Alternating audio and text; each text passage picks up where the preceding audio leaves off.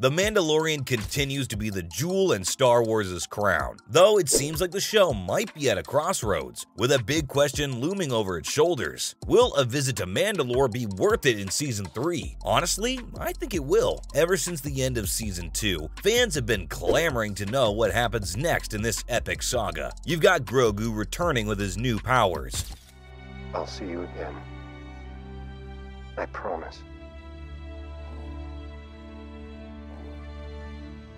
And Din has got a lot of unfinished business on Mandalore as well. But just how much of Mandalore should we even see? I mean, are we gonna dive fully into the deeper Mandalore with all the tribes and their differences? Or is Season 3 just gonna be about Din's redemption? Though, as long as we get to be on the planet for a substantial amount of time, I'd be happy. After all, who doesn't want to see the place that raises the galaxy's most dangerous bounty hunters? This also gives us a chance to check out the dark history of the planet, which, if you don't know, is pretty pivotal for the story. Now, before y'all start racking your brain on what that means, let me explain. See, by the end of the last season, Din became the owner of the Darksaber.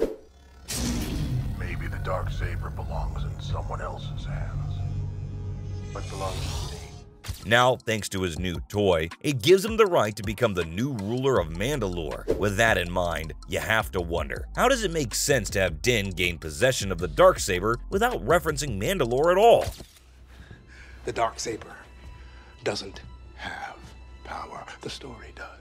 I mean, think about it. If he's gotten the one item that makes him the next ruler of Mandalore, it makes sense that the show's producers would want to show us a whole sequence of the planet, right? At least that's the only way I can see this story moving forward. Are you a Jedi? I am. In a perfect world, we'd see Din going back to his home planet and checking it out. You have to remember that Din hasn't been home in a while, plus a lot of people don't like him there either. Though with all that being said, y'all probably have another question on your mind. You're sparing my life. Well, this should be interesting. Which is, what's up with the dark history of Mandalore? See, while Mandalore is Din's home, that doesn't make it squeaky clean now, does it? If you paid attention to the first 2 seasons of the show, you'd know that the planet has a pretty dark past. From the get-go, we were told that back when the Empire was still in power, they weren't exactly kind to the Mandalorians. The Empire launched a whole-ass expedition to wipe out any traces of the Mandalorians from the galaxy. It's safe to say that Din's childhood wasn't the easiest. It also didn't help that Bo-Katan was defeated by Moff Gideon when all this was going on. This resulted in Gideon claiming the Darksaber as his property. Their whole situation was pretty tense from way back then.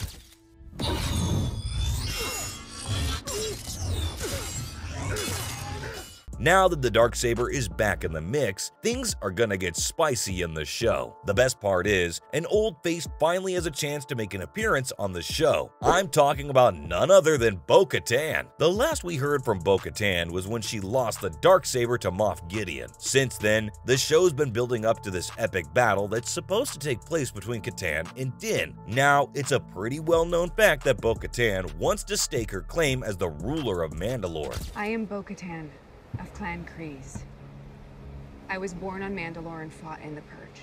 Since Din is the current owner of the Darksaber, a fight between them is inevitable. It's also been a highly anticipated moment in the show for a while now. Fans have wanted a fight scene between these two for a long time now, and now might just be the perfect time to start a whole new plotline involving these two. Imagine that Din and Bo-Katan fighting over who rules Mandalore. The irony in all this would be that Din doesn't even want to rule the planet. It would only be because he knows that Katan messed up once, and she's bound to do it again. You are a clone. I've heard your voice thousands of times. Mine might be the last one you hear.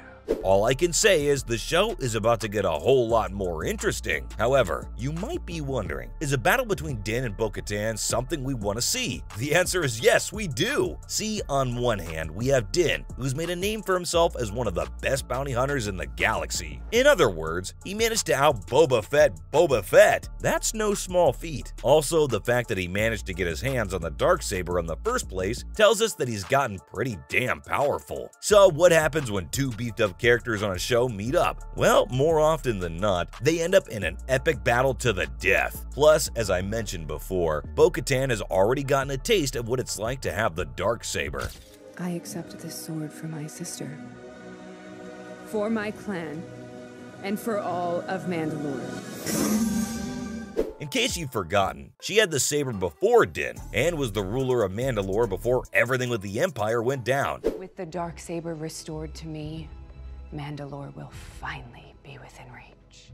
So it's pretty obvious that she'd want to get the saber back. She probably wasn't too keen on trying to get it back before, since it was in the hands of someone who's already destroyed her. Now though, all she has to do is go up against a fellow Mandalorian.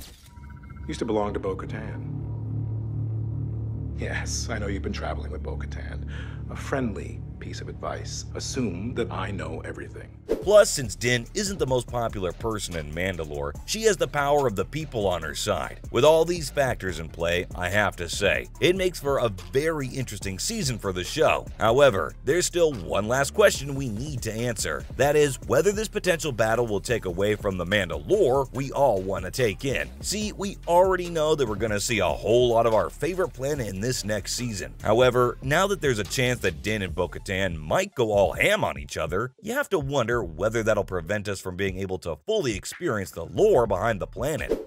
No, it belongs to her. She can't take it. It must be won in battle.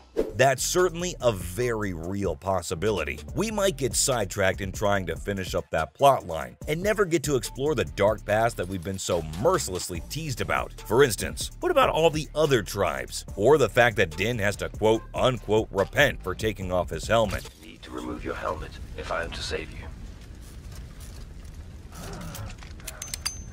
Try it and I'll kill you.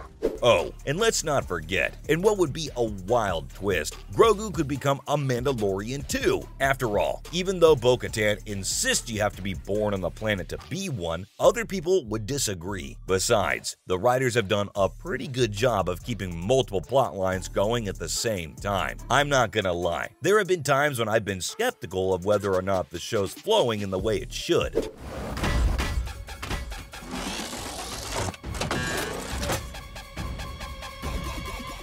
Though, so far, it's always managed to recover no matter how deep into a plotline we get. In other words, we always manage to get back on the right track. As far as how much of Mandalore we'll get to see, well, we're just gonna have to wait and see. See, it's all about being patient and riding the wave. One thing's for sure, with everything they've been teasing us about in the trailer, this is gonna be a banger of a season. That was the latest on what we might get to see in Season 3 of The Mandalorian. See you in the next video.